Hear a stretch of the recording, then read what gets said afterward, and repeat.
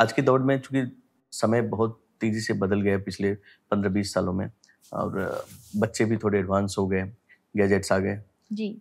अभी इसमें क्या हो गया कि ट्रेडिशनल लोगों को भक्ति ट्रेडिशनल लगने लगा, कि लोगों को लगा कि ये मतलब कुछ पुरानी चीज जी। है ना, जिनको समझने की जरूरत है कि नहीं, भक्ति पुरानी नहीं होती, भक्ति तो हमेशा भक्ति ही है।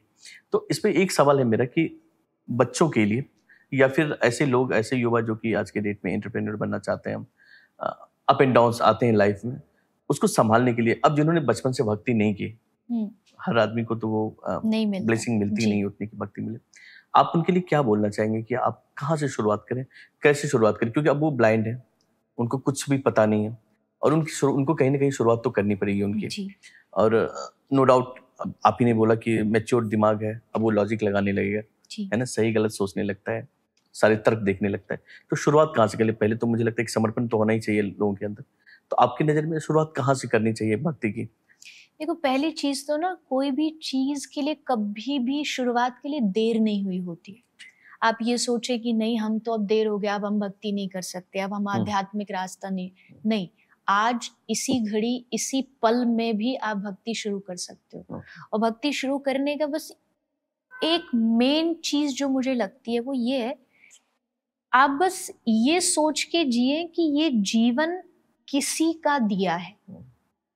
ये थॉट आपको सबसे पहले लानी पड़ेगी, क्योंकि अभी तक जो आदमी भक्ति नहीं करता है ना, उसके साथ सबसे बड़ी परेशानी ये होती है कि वो समझता सब कुछ मैं कर रहा हूँ, इसलिए प्रॉब्लम्स भी जब आती है तो उसको लगता है मैं हैंडल करूंगा, और उतनी पावर उसमें है नहीं। तो जब नहीं होती उससे पावर मतलब हैंडल, तो परेशान। तो सबसे पहले ये समझना है कि मेरा ये जीवन किसी का दिया है, कोई चला रहा है, और उसको सही या गलत भी वो चलाएगा। तो अगर वो चलाएगा तो मुझे उसके प्रति थोड़ा सा समर्पण होना ही चाहिए। अगर ये आप छोड़ दोगे, देखो अर्जुन ने जब तक कहा कि मैं लड़ूंगा, तब तक वो घबराता रहा कि करूं युद्ध न करूं, लेकिन जब कृष्ण ने कहा कि तू मुझ पे छोड़ और अब लड़, तो देखो इतिहास की हिस्ट्री की सबसे इम्पॉसिबल चीज हुई, ये 5 पांडव जीत गए और 100 कौरव हार गए। तो इसका मतलब है कि ये भक्ति का प्रताप है, ये विश्वास का प्रताप है। तो अगर आपको भक्ति करनी है तो अपने भीतर रिचुअल्स बाद में लाना, जो आप जैसे कह रहे हैं ना, ट्रेडिशनल लोगों को लगता है ये सब पुरानी चीजें हैं। सबसे पहले आप अपने थॉट्स को बदलिए। थॉट्स में ये आपको थॉट्स को बदलना पड़ेगा कि भगवान मेरे जीवन को चला रहे हैं, मेरे जीवन के सारथी वही हैं। अगर अच्छा है तो वो करेंगे, बुरा है तो वो करेंगे, क्योंकि ही इज द कंट्रोलर।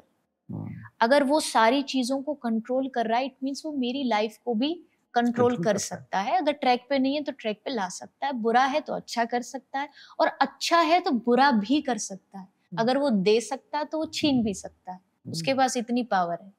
पर आप जब उसके प्रति समर्पित हो जाते तो फिर भगवान आपकी जीवन की सब परेशानियों को हल तो नहीं करेंगे, पर उन परेशानियों को सहने की शक्ति दे देंगे।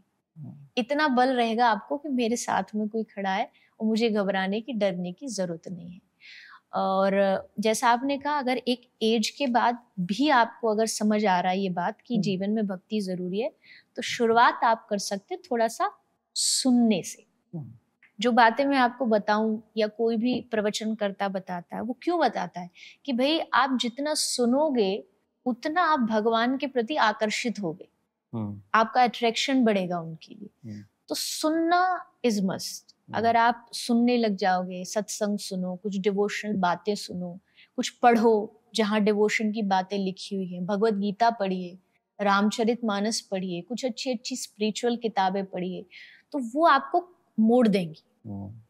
आदमी वो बनता है जो वो सुनता, जो वो देखता, जो वो पढ़ता है। तो अगर आप आध्यात्मिक बनना चाहते तो आध्यात्मिक चीजों को सुनिए, आध्यात्मिक लोगों के साथ ज्यादा से ज्यादा इंटरेक्शन रखिए, उनसे बातें करिए, मिलना जुलना, उनके साथ रहना। तो इससे ऑटोमेटिकली आपकी जो डिवोशन का जो ग्राफ है वो अपने आप बढ़ेगा।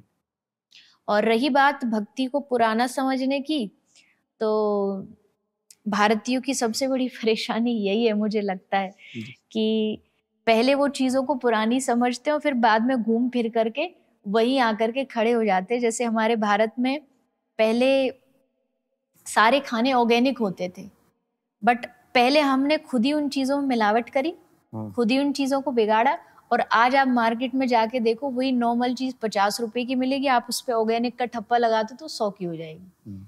हमें लगता अब हम नई कुछ वेस्टर्न कल्चर से सीख के आए, ऑर्गेनिक चीज खानी चाहिए। अरे भारत ऑर्गेनिक था, भारत के पास यही थी, भारत के पास अपनी पद्धति थी, लेकिन उस समय हम छोड़ देते हैं ये समझ के कि ये पुराना है। पर ये पुराना नहीं, ये हमारी जड़ है, ये हमारी मूल है। और कहते जब आदमी अपना मूल छोड़ देता है तो फिर वो कहीं ना कहीं अपना अस्तित्व भूल जाता है, अपना जो उसका खुद की पहचान है वो भूल जाता है। तो भक्ति पुरानी नहीं है, प्राचीन जरूर है, जैसे गंगा प्राचीन है पर पुरानी नहीं है। तो भक्ति जो है ये हर पल हर क्षण हमारे साथ देने के काम आती है।